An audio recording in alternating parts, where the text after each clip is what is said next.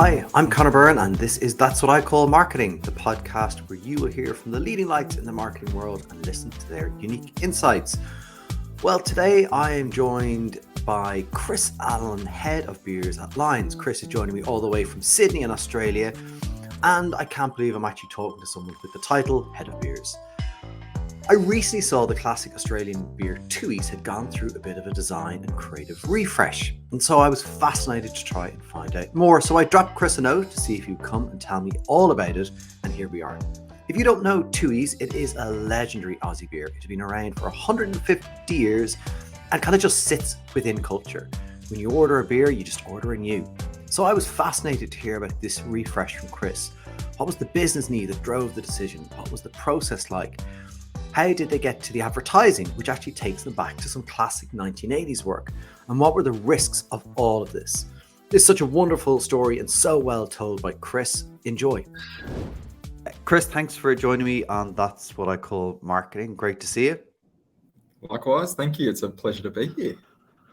Your evening, you're at the end of your day. I'm at the start of my day, and I'm about to start talking about beer. I'm not doing anything for the Irish stereotype, am I? No, look, and to be honest, there's, it's just turned 5 o'clock here in Sydney, in Australia, and the bar is open in the office. So, I'll be having a few cold ones, I think, after this. But yeah, no, different side of the world, but the power of technology and the beauty of where the world is today, right? So.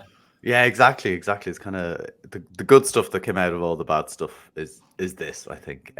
Listen, for people who don't know you, tell me a bit about you and your path to where you are now. Yeah, so I'm based in Sydney, Australia, and I've lived in Australia my whole life. The power of the island down here. It's a different island and different spelling, but a fantastic place to have been brought up and kind of lived my whole life here.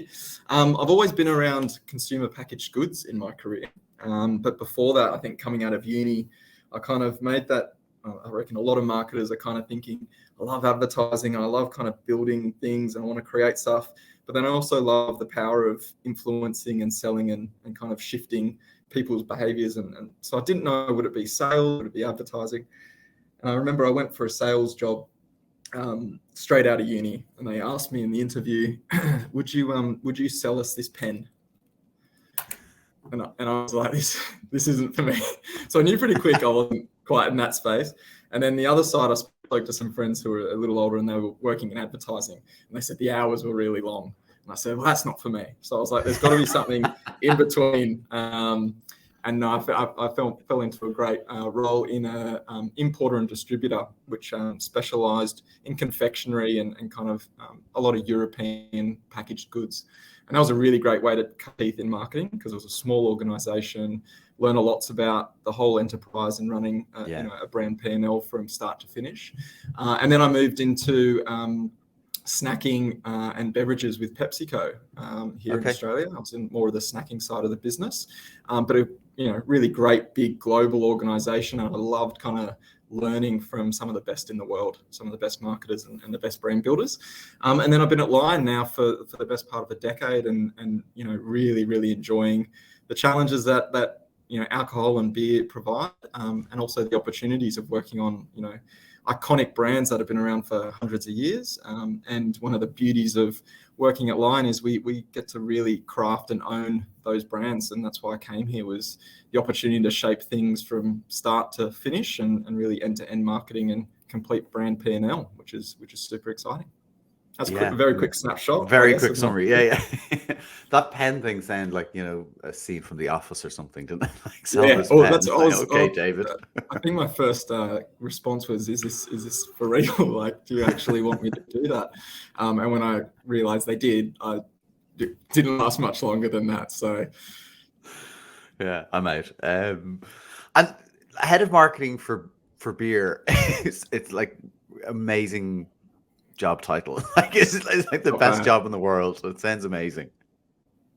It is good. It's not always rosy, and obviously I've got a lot of responsibility to come with it, but it's a pretty great title, I think, as a guy coming out of uni and thinking about where my marketing career might go and the titles I might hold. I didn't know this one was on the on the list, but I'll take it. I'll run with it. Exactly. 20-year-old you is happy. Yeah. So we're here to talk. Like, what I want to talk to you today about is mostly about Tooheys. We can get into other stuff, but Tooheys is an iconic Australian brand. For anyone who may not know it, I think a lot of people from this part of the world have obviously visited Australia and know it, and that's how I came to know the brand. I have like a 20-odd-year-old Tooheys stubby holder somewhere in the shed. Love to see that. That's brilliant. You know what? I tried to find it this morning and I couldn't. So I'll dig out. I'll get you a new one. Get you a new one. But how did it feel taking over ownership, for want of a better word, of such an iconic Australian brand? And I think, like, so for your listeners and around the world, I guess, like, Tooheys might not be a brand that instantly comes to mind because it is predominantly found here in Australia, and actually quite regionally specific too. So the east coast of Australia, more so than the west, and it's been around for 150 years. So it started in 1869, and it's one of the humbling parts of my job is when I think about how many people have been, not maybe even had my title, but kind of shaped what this brand has been over that century and a half. To then where I am today, and my role in that is continuing the legacy moving forward. And we're going to talk about the work today and how we're, I guess, leaning into what makes the brand great and what actually has been great advertising in the past and how we modernize that for today.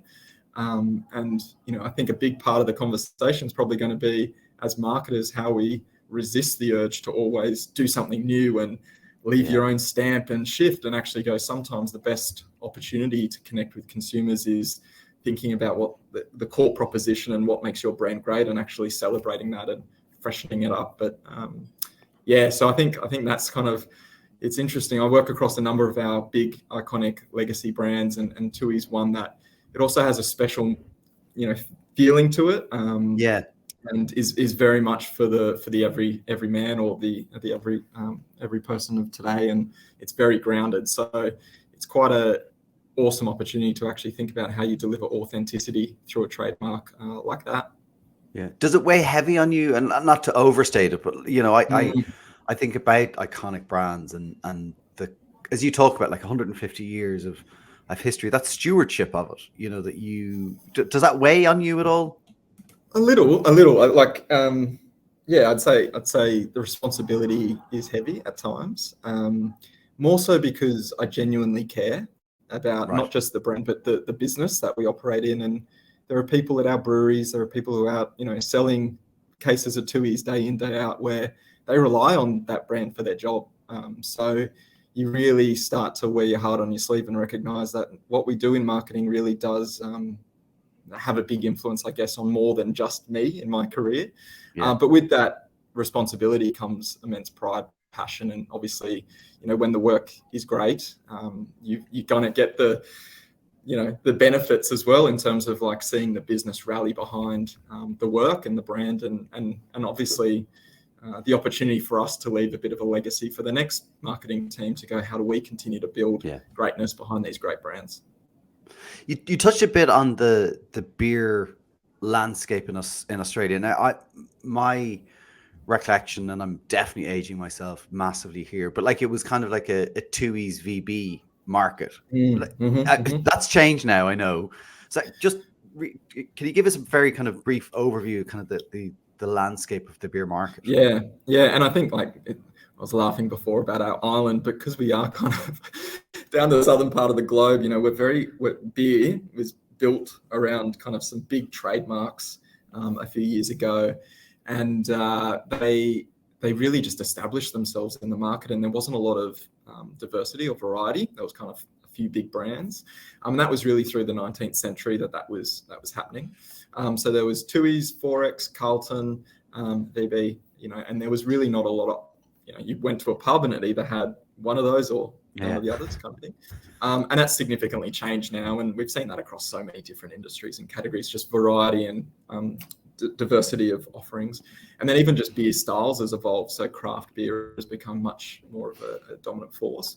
We've got obviously a lot of international beer here too, but we tend to be a domestic beer market, driven by I guess, localization or kind of heritage and connection within state boundaries, which is why Tooheys is quite big in the state of New South Wales.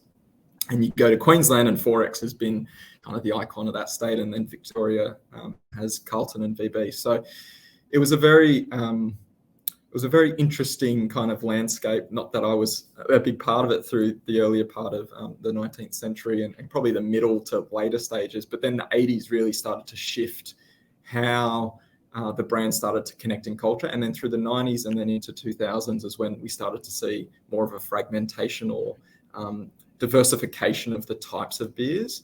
And we started to see a shift from these classic Australian lagers into things like clear bottle, contemporary liquids, and then later in the 2000s was when craft really started to hit. So now you go into a pub and there's 15 different options. And, you know, for a brand like Tooheys, it's how do we connect and stand out from the rest? Because it's much more challenging than it probably was back then. Yeah, and so with the legacy, I guess, with legacy and heritage comes the challenge of how do you compete in the more diversified landscape with lots of different options and tastes and flavors, and you know, do you want your beer to taste like a soft drink? You know, like so there's that. So how does Tooheys start to land? And did that bring you to the need for the refresh kind of packaging design? Like, what brought you to the point of the kind of brand refresh that you've just done? Yeah, totally. So I think, you know, as we said, Tooheys has been through so many different refreshes or restages in 150 years as it's had to. So, you know, when you get your head around that, you go, it's actually part of managing the brand is constantly changing, you know, in a very long time frame. So the last 10 years has been quite challenging from a beer perspective, from a volume perspective. So it's been much harder to get the same level of growth out of Tooheys and many of the other brands in the Australian market. So, you know, it was a time to rethink how we invest behind this big trademark. It's our second biggest brand at Lion. And actually then think about not just money and dollars, but also how it looks, how it shows up, and how it meets consumers' needs of today. So we hadn't had a pack refresh in 8 years. So packaging obviously being such a key, it's the number one touch point in terms of how consumers buy your brand. So modernizing that and really simplifying to meet kind of where design trends have been going. But in reinforcing the distinctive assets. As we know, distinctive brand assets are so critical. And when you've got a legacy brand, you know, actually they're the strongest thing. And it's enviable to have 100 years of history behind something like a logo. So just really dialing that up is part of the fun. But then it did need a bit of a fresh kind of perspective. But it's interesting with so much going on in the landscape of beer. The question we really had to ask ourselves is not where do we need to take it, but actually what holds true to this brand that none of these other new entrants can actually offer. And it's around value and value of proposition of what this DNA, this brand is, and quality of the beer. And so when you start to think about that and it really leans into what this brand stands for, then you can focus in on, well, actually, how do we amplify that? What's that message? Rather than creating all different liquids to try and compete in that space, it's actually staying true to what built this great brand to be today.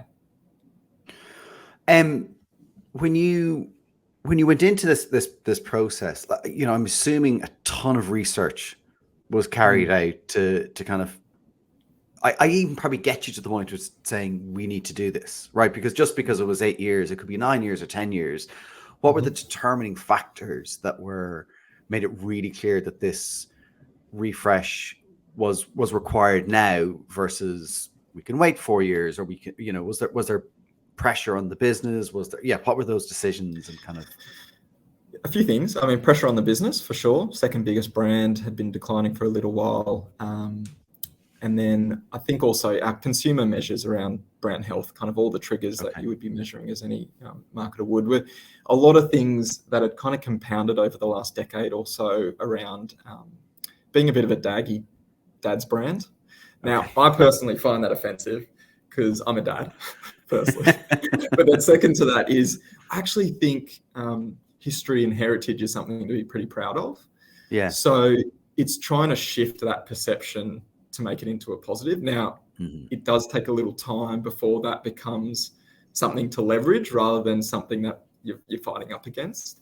So those are just a few signs of time is now. And I think actually the other one I probably mention is COVID, which obviously disrupted everybody all around the world. But here in Australia, it really, the consumer and the beer drinker went back to the brands they trusted and the brands that they could rely on. So being 150 odd years, it was actually a real strength. So it was almost like coming out of that, we recognized an opportunity to go, this brand, it's our second biggest brand. It's so important to us as a business, but also it's actually resonating with consumers again. And this is an opportunity for us to show that we're still relevant.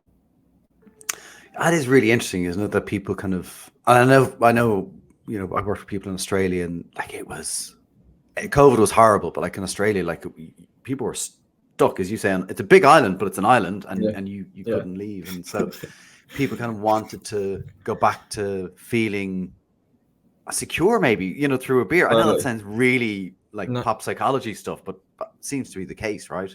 It is, and like we are quite a state-driven country.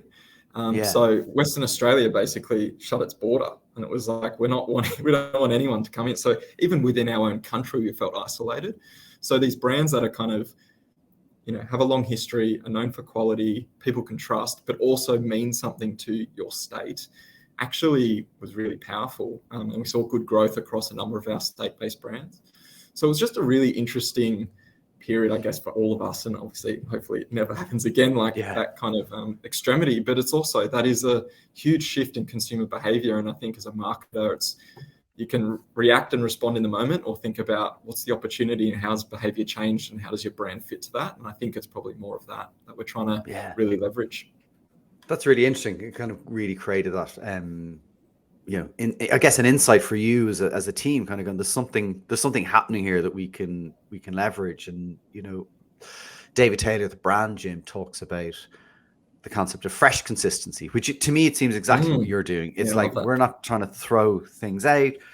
How did you approach then the design piece, particularly? Because you know, the famous Tropicana example where, you know, the brilliant design that Debbie Millman did, and then that got thrown out and like their sales just plummeted.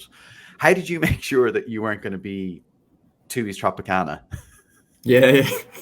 Not a bad innovation. Maybe I should think of that. I think it was really coming down to, there was obviously, we did testing, we got great design partners, you know, in agency partners, but also internal design experts here at Line. So, you know, having the right people involved in the journey, critical. And I don't just mean expertise, but also key stakeholders who know the brand. So I think this is another thing. As marketers, we often think we know our brands best, but there are plenty of people who have worked on them for longer or know a lot of the origins and history better than us. So bringing them into the conversation and understanding. But as a marketing team, I think the focus for us was always around, what are the things we can't change? What are the things that are absolutely consistent and important? And so for us was the logo, the Tooheys brand name, the stag, which is our, I guess, emblem or kind of, you know, device in terms of an imagery statement that sits on pack, and it's got a lot of baked in meaning for the brand. And then there was kind of our product descriptors or names, and then beyond that there was a little bit of color, and all of these elements form part of our distinctive brand asset matrix. So it was like, okay, these things are critical. Now how we play with them, we probably have a bit of flex, and the brief was literally show us weird and wonderful, make us a little nervous, show us really safe, and then like, let's play somewhere in the middle. And I think through that exploration and giving ourselves enough time and making sure we're checking in with consumer and checking in with stakeholders, just allowed us to see where we could go. And I think, you know, when you actually push the boundaries, you often find they're not that risky or that dangerous. It's actually where you got to play, is in those edges. So we took a lot off the pack, to be honest, a lot of stuff that just didn't mean anything to us or to consumers. And it allowed for a much simpler design, and I think it really shows in the packaging. Yeah, it's really kind of like certainly clear, clean, new pops of the Tooheys new, like that. It's really, I imagine in store, that's like it's really looks great. Yeah. And it's such a big brand already. Like for us, it's very different to a new kind of emerging brand, which needs to fight for space in store. We're pretty well distributed. So it's actually like, we needed that packaging to stand out more than it has in the past. So we know consumers might automatically go in and look for new, but to be honest, most people have kind of got a broad repertoire. So it's actually like what's going to capture their attention and signal that there's something new about new, so that they really go, oh, that's different, and I want to pick it up. Yeah, just interesting on that, like, well about loyalty working in beer. People aren't necessarily loyal, so they might say they're, I drink new, but like they'll drink everything else as well. Like if someone puts something in front of them, they'll drink it, but they really mean I'll drink beer. Yes, they probably drink wine as well, 100%. Though. No, yeah, absolutely, and spirits and soft drink and any other beverage that suits the occasion. I think, when you talk about that period of time where there were only 4 beers in Australia, like loyalty probably did matter back then. Yeah, doesn't anymore, and I think the repertoire is 10 plus, and it changes. Like someone who drinks Tooheys New is probably also drinking a craft beer, and as you said, wine and different beverages. So it's no longer that they're automatically coming into a store or even into a pub and thinking of your brand. You've got to really fight for every opportunity for attention. And so you've talked about your distinctive brand assets. Obviously you're measuring those. Have you looked at category entry points as well? You've got those worked out? Yeah, we do. I was literally in a session on that earlier today. Were you? Yeah, it's very fresh. But I think we talk about category entry points, we talk about occasions, we talk about drinker moments, and I think it's really changed as well, like what they are. And I think the stereotypes around just the pub is certainly not how it used to what it used to be. So even as we communicate, again, say through the lens of Tooheys, is a bit like that consistent freshness, or freshness through consistency. It's like there's some spaces or entry points that we still need to show up in, because that's actually drives the mental availability much stronger. Yeah. But then we've got to push into new spaces. We've got to find ways to connect in areas that maybe the brand wasn't relevant or beer is only starting to emerge. Right. Yeah. That's interesting. Even kind of beer itself And because beer versus a lot of the other categories is probably the slowest, I'd say. Right. In changing the game as to where our liquid or our brands can really be relevant. Okay. Mainly because it's quite a traditional kind of industry in many respects. So I think that's actually really exciting to go, what do we learn from some of these more dynamic alcohol or broader beverage industries? Yeah. Speaking to that, the kind of the maybe traditional nature, I imagine a huge part of the work and the partners you worked with were trade. So, the bottle shops, the pubs, the clubs, all that kind of, how did that work? Like, how did you engage with them? Because for me, they're key customers, even maybe more so or equally as the person who picks up the beer to drink it. In some ways, absolutely. I mean, without them, we can't sell anything, right? So we don't have a consumer universe to play with. But I think, interestingly, they're actually far more innovative and pushing their own boundaries beyond where they were 5 to 10 years ago. Right. And they want brands like Tooheys to work. So brands like Tooheys have always been the foot traffic drivers. And you see that in many categories, right? There'll be big kind of signpost brands that they can bank on to deliver volume. But the more tired those brands are, or the less those brands are investing into the category, the worse it is for the customer. So we often talk about a 3-way win at Lions. So there's what's in it for the consumer, what's in it for the customer, and then what's in it for Lion. And I think within any business, you need those 3, because ultimately you'll fall down if you're not kind of delivering to all different parties in that 3-way win. I love that. Thomas Barta and Sil Saller of the Marketing Leadership Masterclass call that the V-Zone. Exactly the same thing, but they call it the V. So 100%. I think a lot of us don't get that right, so it's right Mm, for, they call it right for you because it's kind of more about your leadership, but it's that concept of the V zone. And when you were rolling out then the kind of brand refresh, obviously a lot goes with that. So like the can, yes, that's one thing, but then there's like what shows up in the pubs. A lot of pubs might have mm, kind of outdoor umbrellas or all that kind of stuff. yeah. Tell me about that that's a lot. It's a lot. So I mean, look, maybe the easiest way to answer that is this project has been going on for 18 months, I think. Okay. Um, and I can remember when we first kicked it off, and it's equal parts excitement with equal parts like fear and nerves around kind of know what you're getting stuck into. Because once you lift the carpet, the corner of the carpet, and you actually see what the floorboards look like, and you're like, oh, we've got signage over here, we got umbrellas over here, we got, it's down to like staff uniforms over here, we got the brewery and the signage is out of date. And what if we change this? What does that mean for over here? So it's pretty extensive. And I think the key on those big kind of brand changes or refreshes, when they're so important to the business, is how do you galvanize a whole organization around what you're trying to do? Yeah. And I think that's one of the big things as marketers is like to, I guess, drive vision and inspire the organization around what you're trying to accomplish. Because for 18 months, we've had to have a lot of different people involved in that project to make it happen. And I think when you have a really empowered and excited business, you start to see that a lot of those jobs to be done actually get done rather than you kind of doing all the heavy lifting, because people are in on the journey, they believe in the vision, and they really want to win. So it's been quite amazing to see how Lions rallied around Tooheys in the past 2 years, really. What did people get excited about? Was it winning?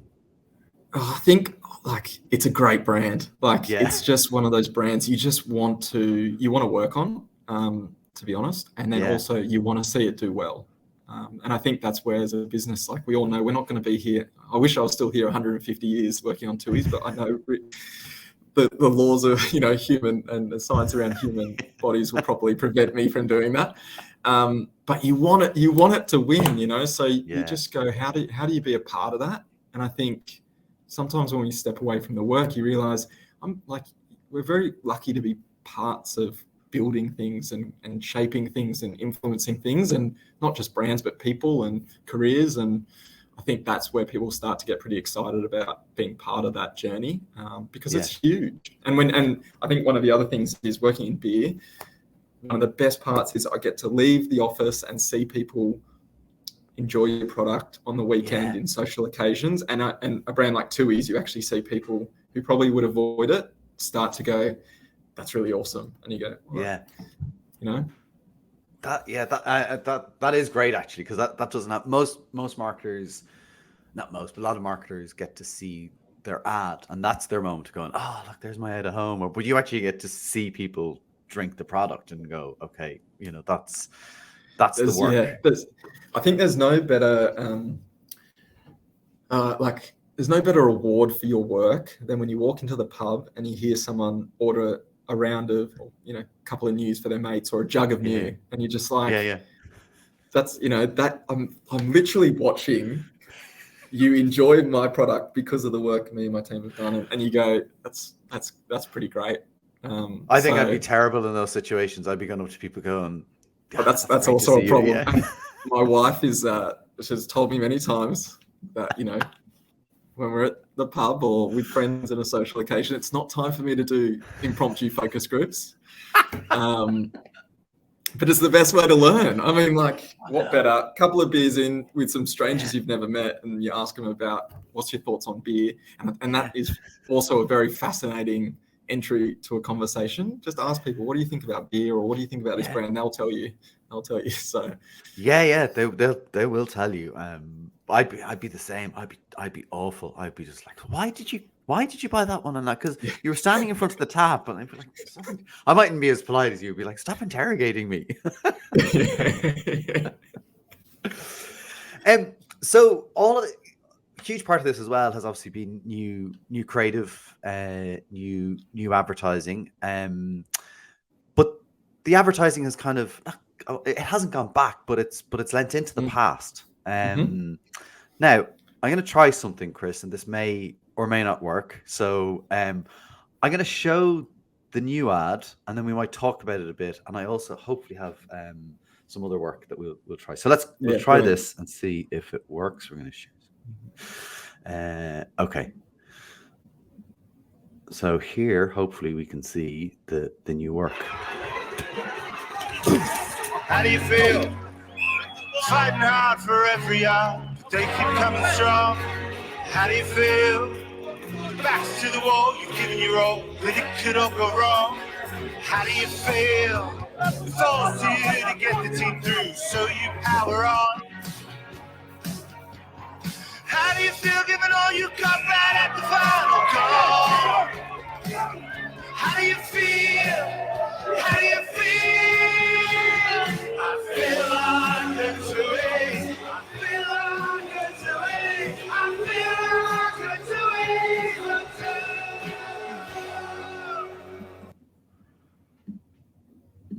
Okay, so did you hear that?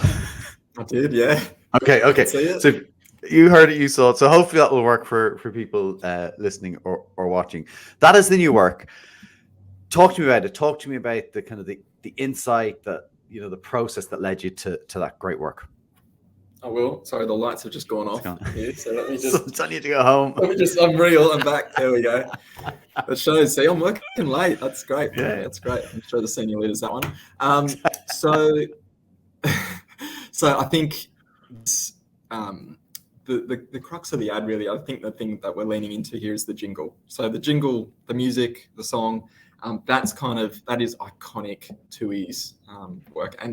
And when you ask any consumer about Tooheys, that's what they remember. They remember, how do you feel? I feel like a Tooheys. I feel like a Tooheys or two. And it was really built out of the 80s. So in the 80s, the brand was using that jingle. And the brand took off. It was really just great. It was just magical advertising. And Mojo was an agency here in Australia through that period who were partnering on Tooheys.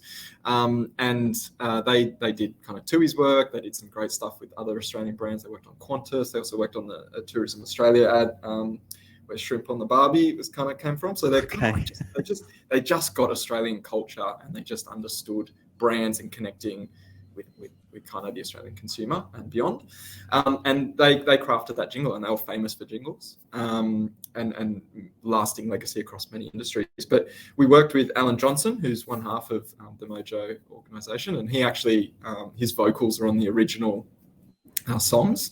Oh, they're his vocals? On the original songs. So wow. He's fortunately still with us, and we worked with him on this new edition. Because we wanted to, it wasn't just about doing the jingle again. It was actually about how do we use the jingle as a memory structure in some regards, but actually bring meaning to the trademark of today, and modernize it a little. So it's obviously got a new music track behind it, and a much more contemporary, youthful voice. But it was about connecting in the same kind of ways that made the brand great in the 80s, but doing it in a way that felt right for 2023 and into next year. So that's where we kind of let back into what's made the brand great and what do consumers attach from a meaning perspective to the brand. And let's play in that space rather than let's just create an ad. Yeah. Everyone loves creating ads.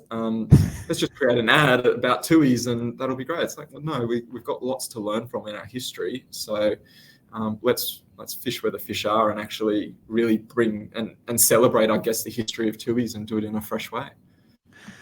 I want to ask you about that. I think I'm going to try play the 80s ad just so people. Oh, brilliant! Yeah. We'll see if that works. Okay, hang on. We'll try this again. And so this hopefully is going to be the right. Or one of them anyway. Yeah, which one?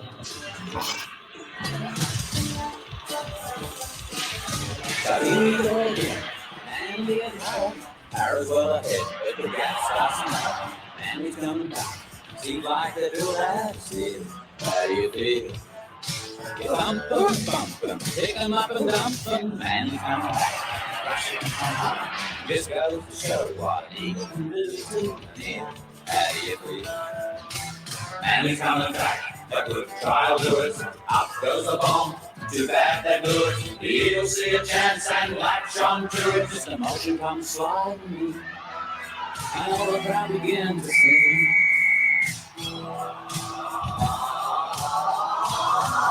I feel like I'm Tooheys. I feel like I'm Tooheys.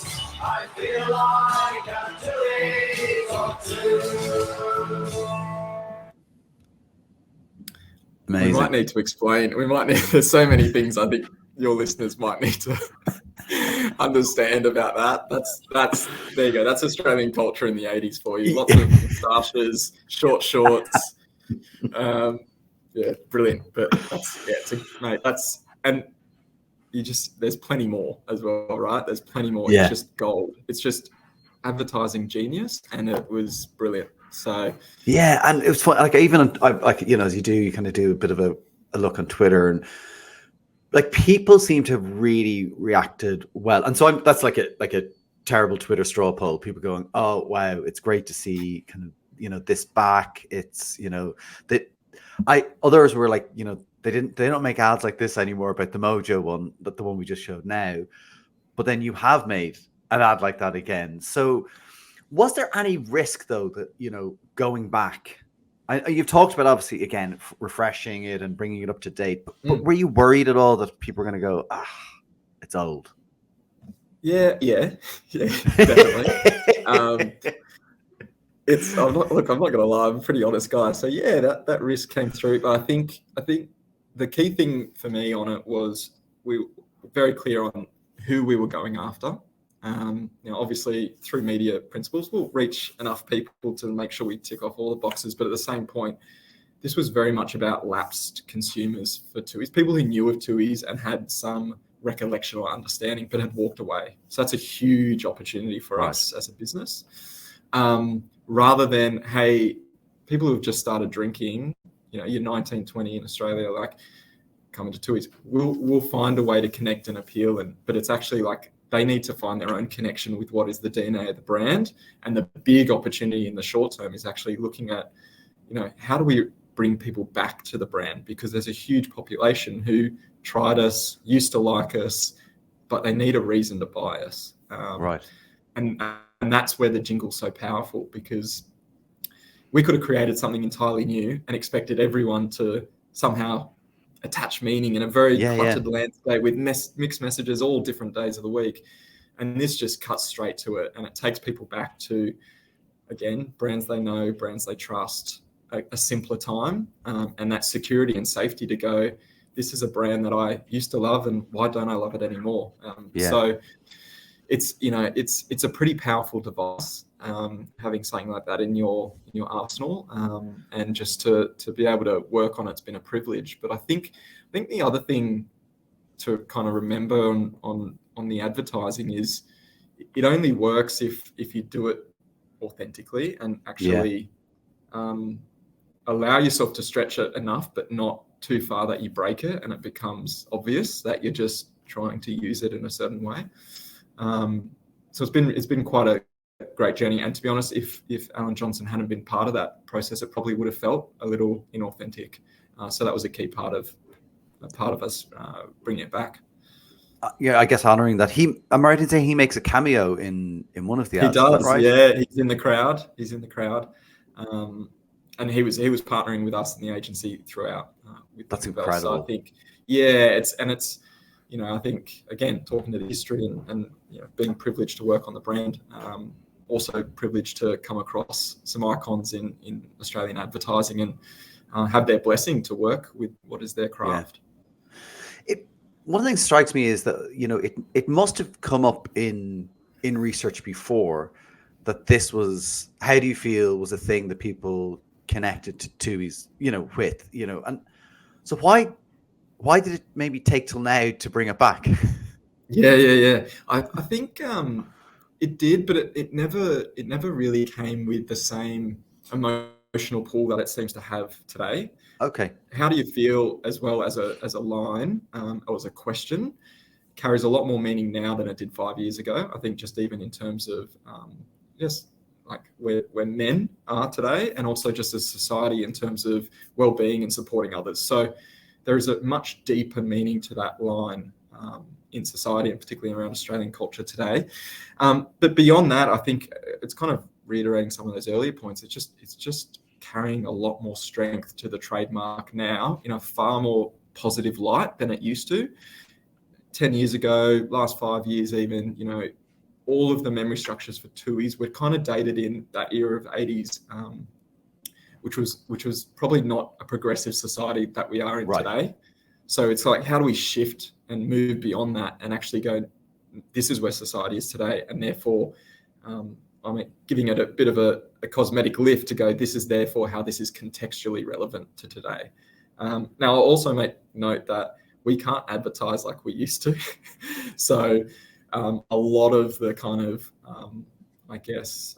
jumping off points creatively that you see in the ads in the 80s, we can't do legally, alcohol restrictions, all that kind of stuff. So that's a challenge in itself as well. But that's where you go, a line and a jingle can actually really help us cut through and drive that consistency across decades.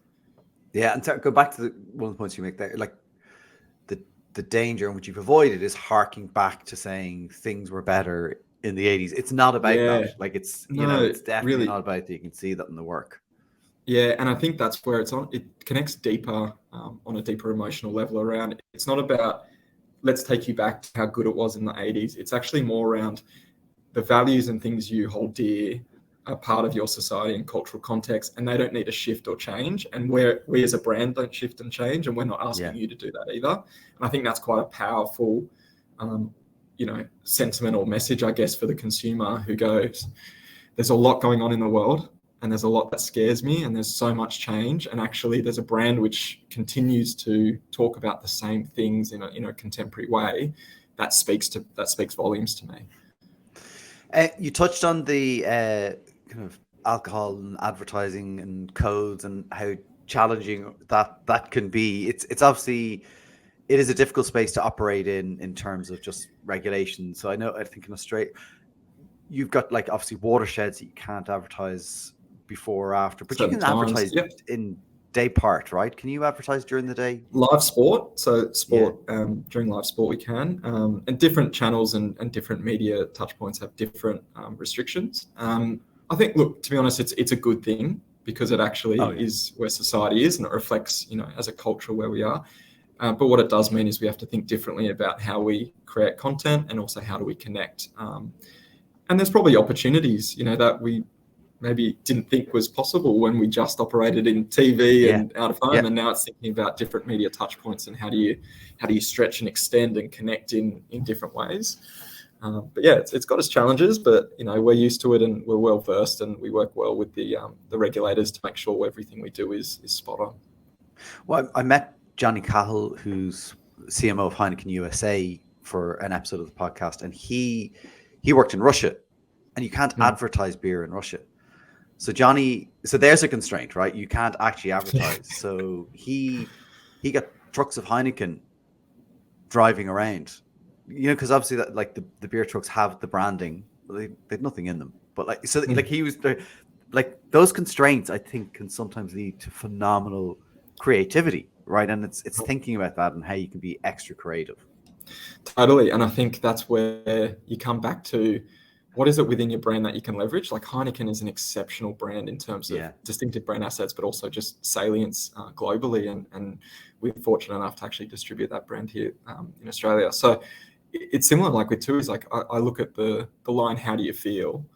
And personally, I'm really hopeful and very confident that we're going to actually start having that as part of the vernacular again, where the brand is attached to a colloquial saying, and we maybe don't even need the logo attached to it, but it starts to really, and that's where you go, well, where do you want it show up? All of a sudden it's a much stronger and broader context. So I agree. I think, whenever there's a challenge or a restriction, it's actually how do you find the opportunity in it? And how do you change? And actually that's where you push the boundaries. It can be exciting. You talked about agencies involved. There was a few agencies involved in this, obviously kind of, design, creative, internal. How did that work? How do you manage those relationships? So our creative agency, Think About, world-class, brilliant. brilliant partners for us on this journey. And then Weave is our design agency. And then our media agency, are probably the key partners, as well as Affinity, our digital partner. There's plenty more. We've got shop partners, we've got kind of agencies everywhere. But I think, it's really one of the key parts of this process. We held the briefing out at the brewery, invited the key agencies together, did a tour of the brewery with the brewers, heard firsthand from them what it means to them, history, taste the product, all that kind of stuff. And I think having everyone kind of part of that, it was literally a family working on this project, and then getting them to engage with the different business stakeholders, customers, meet the consumer. It is a bit iterative. You need to let them go and do their magic in their own worlds, but then you have to bring them together at certain juncture points to go, how does this all work together? How is it cohesive? So we're very fortunate. We have great partners, but it is also a bit of how do you manage different individuals and different businesses towards a common goal. Yeah, and then the internal piece as well, because obviously then you need to make sure that you're bringing the right, leadership in at the right moments. And was there any moments where you felt it's getting derailed? Those are good questions, names, but... have you been listening in for the last 18 months? No, I think I wouldn't say derail. I reckon one of the hardest parts of our job as marketing leaders is managing stakeholders and managing expectations. So how do you continue to engage senior leaders and decision makers in the right way, but not at the wrong times? Does that make sense? So you want them early, and you want to go, this is where we're going, and you want to make sure you're checking in before any derailments are possible. But you also need to ensure that the feedback you get at any point does not derail the process as well. So it's an interesting position to be in. You're kind of in the middle, but you're the orchestrator of it all. I think that, as we touched on, there was plenty of risk with the project. There was obviously also business pressure around, it has to be on time. We've got big things lined up against it. So there was definitely moments when things could have gone off track. But I think that's like any project. You kind of just got to bunker down and go, objectively, how do we do this? And as a team, having the engaged team behind it, you then figure out the best way forward.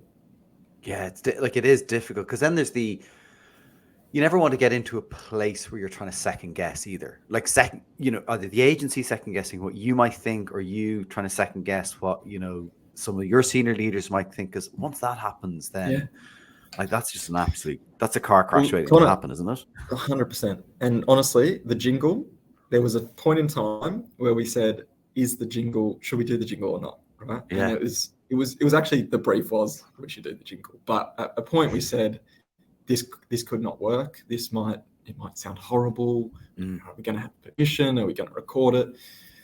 And, it would have been easy to say, do something else. And I think testament to the team to bunker down and go, we really believe that this is the best way forward. And also, our consumers resonate with this as the brand's proposition and creative device. And I think you kind of know when those big moments are happening, and you kind of hoping you make the right decision, but sometimes you get it wrong. I think this time we got it right. And it comes back to sometimes just trusting your gut too. There's a lot of data and a lot of insight.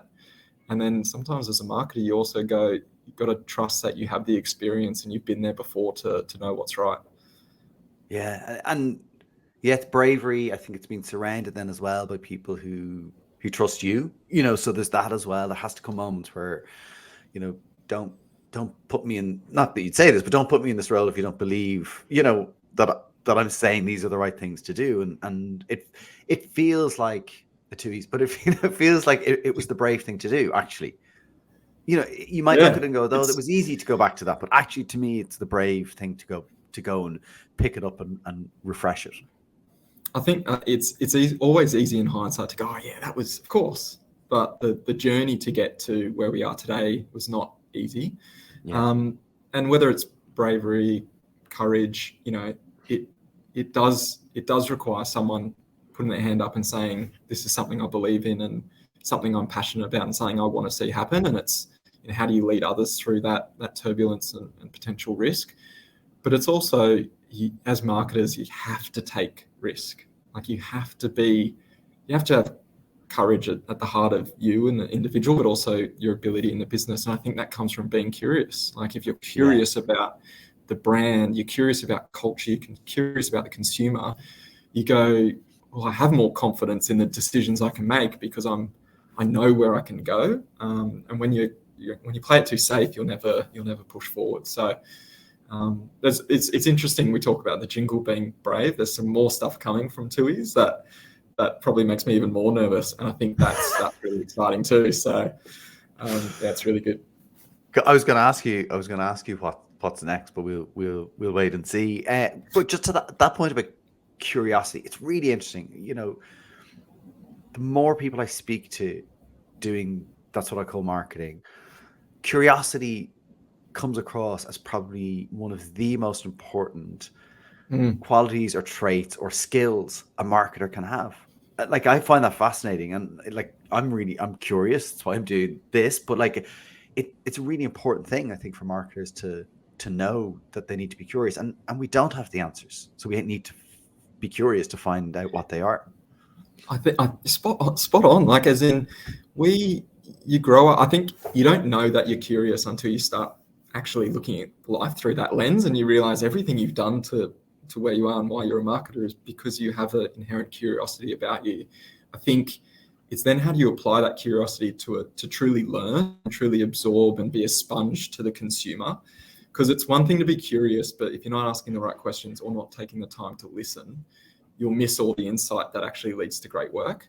And I think, no matter who you talk to, curiosity, perspective, walking in your consumer shoes, whatever you want to frame it as, I think that curiosity is how you continue to find where you need to be, because we certainly aren't our consumers. And I think, particularly I'm not going to say that I know the Tooheys consumer, because they're so varied, and also where they're going is probably very different to me personally in my life. So you can't just assume, because you truly will be left behind. So I think curiosity is probably the most powerful device we have as marketers to drive brand growth. Yeah, couldn't agree more. What are you looking at in terms of the metrics and kind of measuring the success of this kind of refreshed and the new creative work? Yeah, I think there's both brand and business metrics. I think there's probably a third one which I can touch on, but the brand side is all around driving brand meaning. Pretty salient, pretty well, awareness is pretty strong. People do know of us, but we probably haven't connected in the right way for 30 years. So to actually drive that meaning around what the brand stands for today, be a brand people are proud to be seen drinking is a big, powerful driver of that. And then I think also just the hard business kind of commercial results. And I think, often we talk about creativity in marketing, but the marketers also need to drive the P&L of the business. So that's something I probably have on my shoulders. So driving growth on the trademark and just, setting it up for the next 5, 10, 50 years. And then the third one is all around kind of, it's probably an intangible metric. And to be honest, I'm sharing it with you first, Connor. I haven't shared it with the others because I don't know how I'd measure myself on it, but it's around business kind of belief and passion around our brands internally. So such a big kind of project that we all are loving. How does it help shape what it means to work for Lion and work on Tooheys, and start to drive cultural energy in the organization? And I think when you start to ladder up those different facets of a marketer's journey and go, how do I progress the brand forward in culture and with consumer? How do I drive business results in the bottom line? And then thirdly, how does this inspire people to work at the company and actually really make them proud to wear Tooheys on their chest? Yeah, I know what you're saying. Like that, like it's hard to measure, like because it is quite intangible, but it's just that like it's pride, it's belief, it's it's probably even retention in some ways. Like people want to stay and work there. Yeah, and I think like there's many businesses around the globe, and like people often when they're interviewing for the jobs, I had interviews the other week, and they're like, I want to work on those brands. And it's the same when I came into the business. It was like, I'd love to one day work on that brand. And that's something that I think as marketers on brands, you kind of don't see, but I want people 10 years from now to go, I saw that work on Tooheys and it inspired me through uni to want to be there. And that will only make a stronger line and a stronger business of brands in the future. Yeah, I think so. And there's not so many brands out there that have that opportunity. Do you know what I mean? And that have people coming. And that's so really interesting. Like, you know, when I saw the work, that's when I reached out and I was like, I want to talk to you about that, because it's fascinating that as someone who, you know, I lived in Australia for a while, I had that connection and I was like, I love that brand. And I always loved that brand. And I was like, they're doing something great. I want to find out more about it. So, are you saying saying it's working, Connor? Are you saying that the strategy works? That's no, I think that is spot on. And I think, you know, as I said, a privilege to work on some of these brands that have been around for 150 years. And there's a few in our stable, which we're very fortunate of, and they mean something to people. They truly mean something. And whether it's, you know, coming to Australia on a holiday and trying the beer and seeing it in culture and understanding it's really a big part of our culture is not just beer, but actually the brands and what they stand for. You know, to think then they come back or they talk to their friends or whatever, but the brands mean something. And it's whether they saw their grandfather or dad drinking it or it's actually their own experience. It doesn't matter. It still means something. And I think there's only a few categories which have that generational pull where brands can carry through. And, you know, brands like Guinness, Heineken. You know, these are phenomenal brands across the globe, but they've stood the test of time because they truly are strong brands, not just strong beers. And that's awesome. Yeah, exactly. Chris, thank you so much for sharing your story, the stories of Tooheys.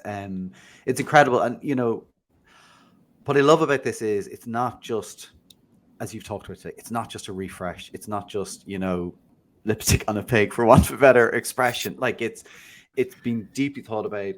But it's driving commerciality as well, and I think that's wonderful. I think sometimes, you know, brand marketers, or people who, you know, who have outputs that involve advertising and creative are accused of, you know, not thinking enough about the commerciality. And it's really clear that that's been a huge part of this and is something that was a driving force to make this happen, and then is a kind of something you're really measuring really, really closely. So thank you so much for sharing the story today. Absolutely. And I think it's thank you for those kind words around how we've respected the brand as well. But I think, you know, that's a lesson for us all. That doesn't matter if your brand's 150 or 1 year old. You've got to respect it, and you've got to always be thinking about what's the best way for it to show up today, tomorrow, and beyond. And, you know, it's an absolute privilege to work on the brands, privilege to be on your podcast as well, Connor. So thank you for reaching out. And I'm stoked to see Tooheys, you know, being seen around the world, and the great work that the team from Lion has done, and our agency partners really creating impact. And we're seeing the results as well. So far, so good. Keep it coming. And when you're down under, Connor, I will take you out for a few news. Excellent. No, definitely look forward. I'll find that stubby holder. I'll send you a picture. I'll send you a new one too. Don't worry. Chris, thanks a million. Thank you, mate. Great to chat. Cheers. Well, I hope you enjoyed that episode. Chris was fantastic. You can tell he loves what he does. He loves marketing. And I love that about this podcast. I get to meet people who adore what they do. Chris knows his theory and how to put it into practice. The risk of going back to go forward cannot be underestimated. It takes bravery, confidence in yourself, your agencies, and the process to take that really big bet. But as I have heard from so many great marketers here, backing yourself and taking big bets matters. It was so great to hear about this work directly from Chris. And even if you don't know the brand, you can appreciate this story and journey that they've been on. Now, I need to go find that old Tooheys stubby holder. No idea where I've left that. Anyway, that's it for this episode. Thanks for listening or watching. That's what I call marketing. If you did enjoy, please do share. You can add comments with your feedback. You can get in touch and find all previous episodes on that'swhatIcallmarketing.com. Follow us on Instagram for some shorter snippets from our episode. That's what I call marketing. And on Twitter, where we talk about other marketing stuff. That's _marketing. And now you can watch episodes back on YouTube. Yes, you guessed it. Just go and find That's What I Call Marketing. So from me, Connor Byrne, thank you so much. Until the next episode, take care.